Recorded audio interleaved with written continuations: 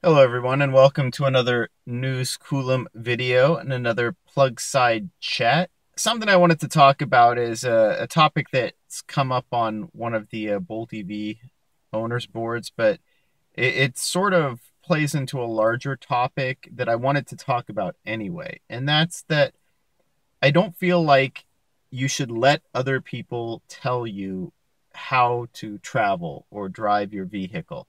And when I do my long trips and I show off the infrastructure and I make a regular 500-mile trips up to, work on the property and see my family, and I go to the Grand Canyon, or I drive up to, the northern parts of the, mountains in California. When I do those trips are for me, and they're based on the way I like to travel or prefer to travel. And some of it, yes, is based on constraints of the vehicle or constraints of the infrastructure. And, every vehicle is going to have its strengths and weaknesses in terms of how you can travel and where you can go.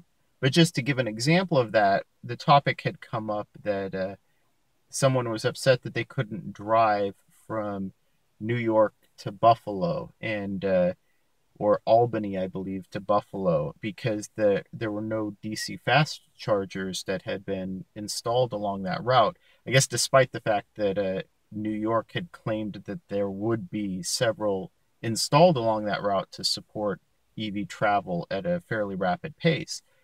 But if you look like areas around Syracuse or whatever, they're peppered with level two chargers. So I think it's important that if you're going to say that a vehicle can't do something, that's maybe a little too strong, right?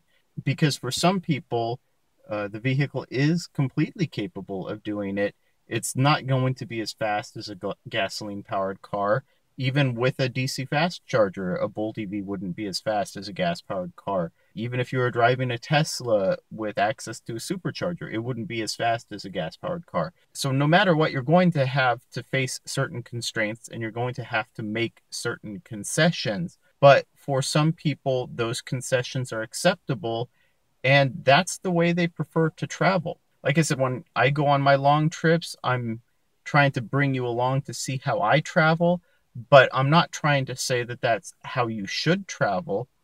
But if it's a way that you're okay with traveling, then it's something that's within your capability. More locally, people talk about traveling between Phoenix and Los Angeles, and people didn't consider that route open for the longest time. And when I first got my Bolt EV, there weren't even level two. Basically, the only way you could make that trip is to use an adapter at an RV park. So basically, the same way a lot of us charge overnight at home. Still, the trip is possible. You'd have to stop for 2 to 4 hours, but otherwise, you'd be able to make a trip from Phoenix to Los Angeles. Now, again, it would be much longer than driving in a gasoline powered car that could make that trip in maybe 5 hours, but now it's going to take you 8 or 9. Recently, a DC fast charger was installed, which would maybe only add an hour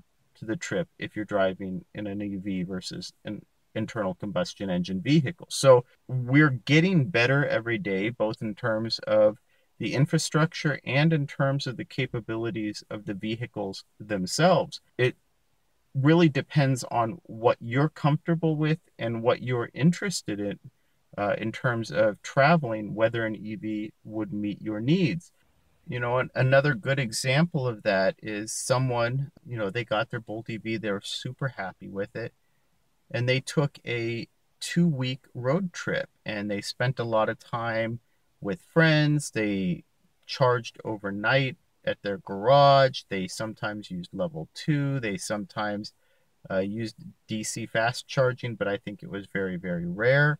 And, they had this great, wonderful trip, this great, wonderful experience, and it was traveling the way they wanted to travel. And then suddenly people started jumping on them saying, see, this is why electric vehicles aren't capable of traveling. Nobody would put up with that. oh, look at how much you spent to charge, or you did this 1900-mile trip and it took you 2 weeks in a Bolt EV, but I could do it in 2 days in my Tesla Model 3. And that wasn't the point of their trip at all. One of my regrets about the trip that I took to the North Rim of the Grand Canyon is on my return, I could have actually stopped in Zion and taken the shuttle up and actually done some hiking when I was there and used the level 2 charger that was there at the visitor center.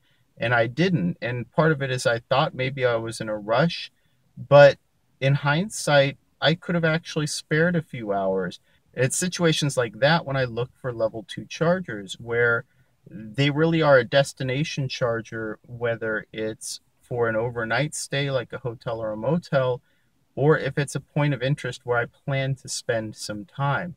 I did the same thing when I visited the south rim of the Grand Canyon, and there were only level 2s available in Williams, Arizona, and I used that as an excuse to tour the town. It's a very scenic town. There's a lot of shopping, there's a lot of food, there's a railroad museum. So, really, I guess what I'm saying is don't let other people dictate how you travel. This also happens when we're talking about how quickly vehicles can travel. And I have my limits, right? I go with the flow of traffic, but I won't drive over 5 miles an hour above the speed limit because it's my comfort zone. It's how I drive. So if someone's comfortable with driving 80, 85, 90 miles an hour and it's only posted 65 or 70, well, that's on them. That's their choice to do. But if an EV doesn't work for their driving style, but you're someone who's conscientious and goes with the flow of traffic and follows the speed laws, maybe your experience with that same EV will be different. So, yeah, just don't let other people dictate how you travel or your expectations for your trip or your expectations for your car. So, I'd love to hear what you think. Do you think the current generation of electric vehicles meets your driving and traveling needs? If not, what do you think would? What about the infrastructure? Would you be willing to rely on level 2 charging, even if it's, say, not an overnight stay, but you have to charge for a couple of hours to bridge the gap between DC fast chargers? Would you be willing to stop at, say, a Campgrounds of America or a RV park to charge if there was no other infrastructure available? Maybe share some of your experiences doing so if you have. If you enjoyed this video, please like and subscribe. It really helps out the channel, and thank you for watching.